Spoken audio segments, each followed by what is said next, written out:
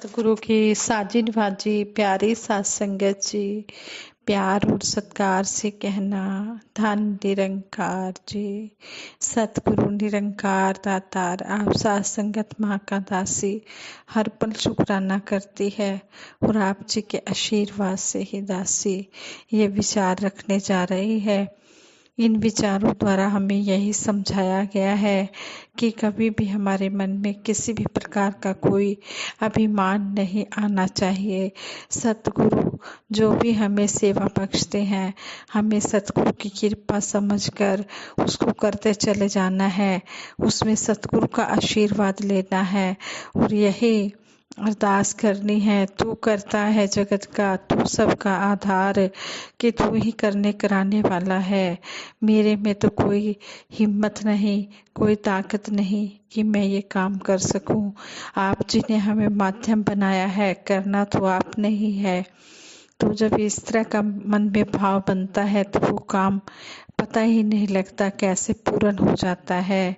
संपूर्ण हरदेव वाणी में सतगुरु बाबा हरदेव सिंह जी महाराज समझाते हैं, ज्ञानी होने का भी मन में आए ना अभिमान कभी, जहाँ अभिमान होता है वहाँ ना ठहर पाता ज्ञान कभी।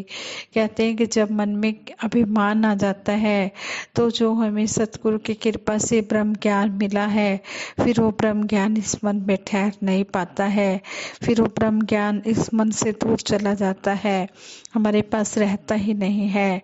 इसलिए अगर हम सतगुरु की कृपा पाना चाहते हैं तो सतगुरु की कृपा पाते हुए हम जब भी सेवा सिमरन सत्संग करते हैं तो हर पल इसका शुक्राना करें और यही अरदास करें कि है सच्चे बादशाह, जो भी हमें सेवा आपकी की कृपा से बख्शी गई है उसको हम हूँ बहू करते चले जाएं, किंतु परंतु ना करें।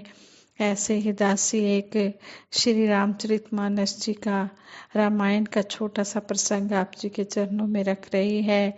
किस तरह श्री हनुमान जी ने भगवान राम जी को का आशीर्वाद लेते हुए सारे काम पूर्ण किए और भगवान राम जी ने पता ही नहीं लगने दिया, किस तरह मुश्किल से मुश्किल काम भी संपन्न कर दिए। ऐसे ही कहते हैं, जब मेघनाथ ने श्री हनुमान जी को रावण के सामने लंका लाकर खड़ा कर दिया, हनुमान जी ने देखा कि राक्षसों का राजा रावण बहुत ही ऊंचे सोने के सिंहासन पर बैठा हुआ है, उसके आसपास बहुत से बलवान योद्धा और मंत्री आदि भी बैठे हुए हैं, लेकिन रावण के इस प्रताप और वैभव का हनुमान जी पर कोई असर नहीं पड़ा। वह वैसे ही निडर खड़े रहे। हनुमान जी को इस प्रकार अपने सामने अत्यंत निर्भय और निडर खड़े देख रावण ने पूछा, तू कौन है? किसके बल के सहारे वाटिका के पेड़ों को तुमने नष्ट किया है? राक्षसों को क्यों मारा है? क्या तुझे अपने प्राणों का डर नहीं है?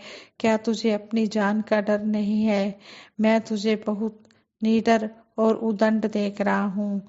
श्री हनुमान जी ने कहा, जो संपूर्ण ब्रह्मांड के स्वामी हैं, मैं उन्हीं भगवान श्री रामचंद्र जी का दूत हूँ। तुम चोरी से उनकी पत्नी का हरण कर लाए हो, उन्हें वापस कर दो। इसी में तुम्हारा और तुम्हारे परिवार का भला है, कल्याण है। यदि तुम यह जानना चाहते हो कि मैंने अशोक वाटिका के फल क्यों खाए, पेड़ आदि क्यों तोड़े, राक्षसों को क्यों मारा, तो मेरी बात सुनो। मुझे बहुत जोर की भूख लगी थी, इसलिए मैंने वाटिका के फल खा लिए। बंदर स्वभाव होने के कारण कुछ पेड़ टूट गए। अपने देह सबको बहुत प्यारी होती है, तो जिन लोगों ने मुझे मारा उन्हें मैंने भी मारा। इसमें मेरा क्या दोष है? लेकिन इसके बाद भी तुम्हारे पुत्र ने मुझे बांध रखा है। रावण को बहुत ही क्रोध आ गया।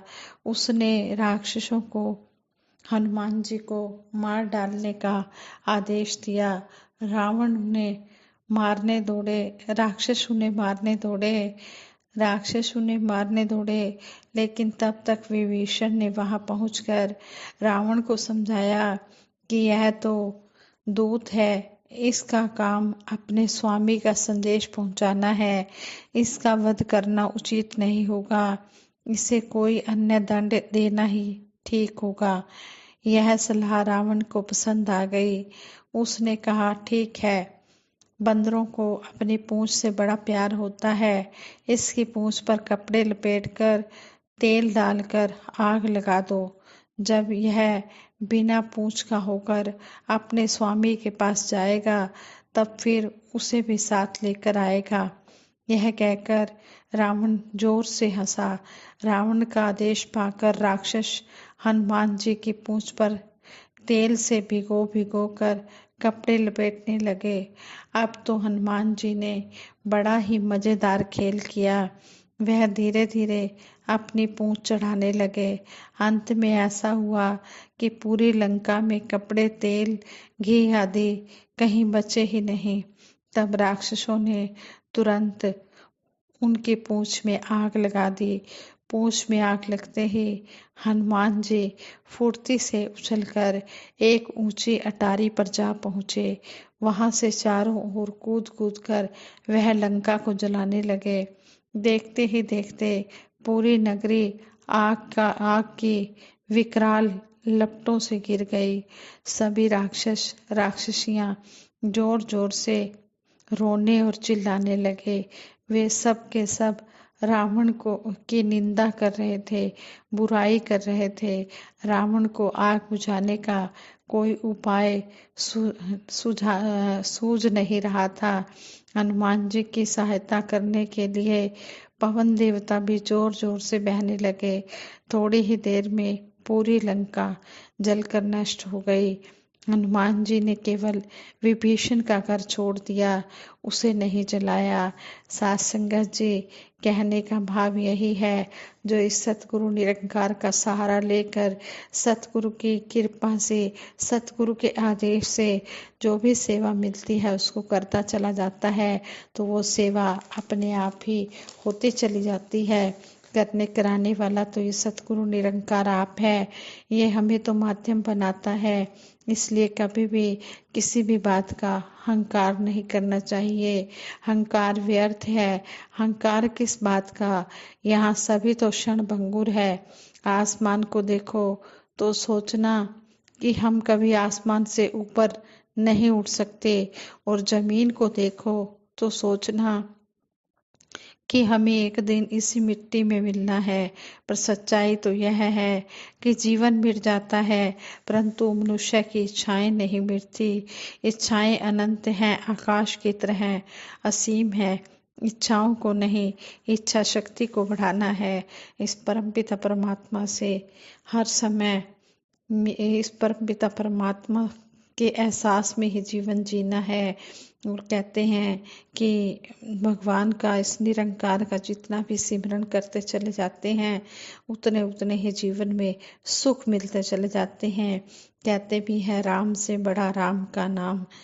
इसी तरह ये भी एक संत तुलसीदास जी की स्टोरी है। ये भी आप जी के चरणों में दासी रखेगी। कहते हैं कि शव यात्रा के पीछे श्री राम नाम सत्य है बोला जाता है। जानते हैं क्यों? इसके पीछे एक बहुत ही सच्ची घटना छिपी हुई है। गोस्वामी तुलसीदास जी हमेशा प्रभु श्री राम जी की भक्ति में लीन रहते थे। तभी तो उनके घर वालों और गांव वालों ने उन्हें घर से निकाल दिया, जिसके बाद वह गंगा मैया के किनारे पर प्रभु की भक्ति करने लगे। जब तुलसीदास जी श्री रामचरितमानस की रचना कर रहे थे, तो उनके गांव में एक लड़के का विवाह हुआ। जिस दिन वह अपनी दुल्हन को लेकर अपने घर आया, उसी रात किसी कारणवश उसकी मृत्यु हो गई। सुबह होने पर सब लोग उसकी अर्थी शमशान घाट ले जाने लगे, तो नवविवाहिता भी सती होने की इच्छा से अर्थी के पीछे पीछे जाने लगी। लोग उसी रास्ते से जा रहे थे जिस रास्ते में संत तुलसीदास जी की कुटिया पड़ती थी। नवविवाहिता की नजर संत तुलसीदास जी पर पड़ी, तो दुल्हन ने सोचा कि अपने पति के साथ सती होने जा रही हूँ, आखिरी बार इन ब्राह्मण देवता को नमस्कार कर लूं। विधवा दुल्हन नहीं जानती थी कि वह तुलसीदास जी हैं। जब उसने उनके चरण छूकर प्रणाम किया तो तुलसीदास जी ने उसे आशीर्वाद देते हुए अखंड सौभाग्यवती भव कह दिया। यह सुनकर शव यात्रा में शामिल लोग गुस्से में भरकर बोले, इस लड़की का पति तो मर चुका है, यह अखंड सौभाग्यवती कैसे हो सकती है। इसके बाद सब एक ही आवाज में बोलने लगे, तू झूठा। तुलसीदास जी बोले, संत तुलसीदास जी बोले, हम झूठे हो सकते हैं परंतु हमारे राम कभी भी झूठे नहीं हो सकते। सभी जोर जोर से बोलने लगे, इसका प्रमाण दो, इसका प्रूफ दो। संत तुलसीदास जी ने अर्थी को नीचे रखवाया और उस मृत युवक के पास जाकर उसके कान में कहा, राम राम, राम नाम सत्य है। युवक हिलने लगा। दूसरी बार फिर संत तुलसीदास जी ने उसके कान में कहा, राम नाम सत्य है। युवक के शरीर में कुछ चेतना आई। संत तुलसीदास जी ने जब तीसरी बार उसके कान में राम नाम सत्य कहा तो वह अर्थी से उठकर बाहर आ गया। सभी को बहुत हैरानी हुई कि कोई मृत कैसे जीवित हो सकता है। सब तुलसीदास जी के चरणों में प्रणाम करके क्षमा याचना करने लगे। गोस्वामी तुलसीदास जी कहने लगे, अगर आप लोग इस रास्ते से नहीं गुजरते तो मेरे राम के नाम के सत्य होने का प्रूफ कैसे मिलता। यह तो इस राम की ही लीला है। राम से बड़ा राम का नाम। उसी दिन से यह परंपरा शुरू हो गई कि श्री राम नाम सत्य है। ये परमात्मा का नाम ही सत्य है, यही सच्चाई है, यही साथ जाने वाली है। इसीलिए हमें सतगुरु पल पल पर याद दिलाते हैं, एक एक क्षण पर याद दिलाते हैं कि हमने इस निरंकार का सिमरन करते जाना है। पता नहीं कौन सा पल हमारा आखिरी पल हो, इसलिए जो भी गुरु का आदेश आता है हम हमेशा इसी का ही हम सहारा लें, इसी का ही आसरा लें। कभी भी मन में अभिमान न लाएं और हमेशा हम सिमरन करते चले जाएं। जो सतगुरु ने हमें मूल मंत्र दिया है इसमें बहुत ही शक्ति है। कहते हैं कि ये जो मूल मंत्र है सिमरन में इतनी शक्ति है, कठिन से कठिन काम भी बड़े आसानी से हो जाते हैं। इसलिए कहते हैं, कर लो सिमरन संतों, बोलो तू ही निरंकार। सिमरन राजा जनक ने किता, नरक से खाली होया। सिमरन नाल अजामल तरिया, जीवन मुक्त से होया। अजामल जो था वो डाकू था, जब उसने भगवान का सिमरन सच्चे मन से किया तो उसकी भी मुक्ति हो गई। इसी तरह हमें सतगुरु समझाते हैं कि सिमरन राजा जनक ने किया, इतना सिमरन किया कि नरक में जो बैठे हुए थे पापी उनका भी उद्धार करवा दिया। एक घड़ी का सिमरन दिया तो लाखों पापियों का पार उतारा हो गया। इस तरह हमने सिमरन पर भी ज़्यादा से ज़्यादा जोर देना है। जो सब वक्त के सतगुरु चाहते हैं हमने इस बात को करते चले जाना है। ये राम नाम की जो दौलत है यही साथ जानी है। खाली हाथ आया बंदे और राम नाम की दौलत लेकर तू साथ जाएगा और कुछ भी नहीं जाएगा। सब दुनियावी पदार्थ यहीं के यहीं पड़े रह जाएंगे। इसलिए हम समय रहते इस समय की कदर कीमत को जाने और सतगुरु की रहमतों के भागीदार बने। और सतगुरु माता जी के चरणों में सभी के लिए यही आशीर्वाद मांगते हैं कि हे दातार सच्चे बादशाह, जो भी हमें कदम कदम पर आप शिक्षाएं दे रहे हैं इनको हम जीवन में कर्म रूप में ढालते जाएं और हम सबको सद्बुद्धि देना, सद्विचार देना, सद्मार्ग देना और ओके घड़ी न देखन देना। अपना बिरस संभाले, अपना मेहर भरा हाथ सभी के ऊपर रखना, मेहर भरी नज़र रखना। सारे सुख दुनिया दे पा दो साडी झोली विच, फिर भी मिलाई रखना संतां दी टोली विच। सबके भले की कामना करते हुए दासी सिमरन कराएगी। सभी ने मिलकर सिमरन में साथ देना है। तू ही निरंकार, मैं तेरी शरण हाँ, मैनू बख्श लो। तू ही निरंकार, मैं तेरी शरण हाँ, मैनू बख्श लो। तू ही निरंकार, मैं तेरी शरण हाँ, मैनू बख्श लो। बोलिए सतगुरु माता सुदीक्षा सविंदर हरदेव जी महाराज की जय। निरंकारी राजमाता गुरबचन अवतार की जय। सात संगत जी प्रेम से कहना धन निरंकार जी।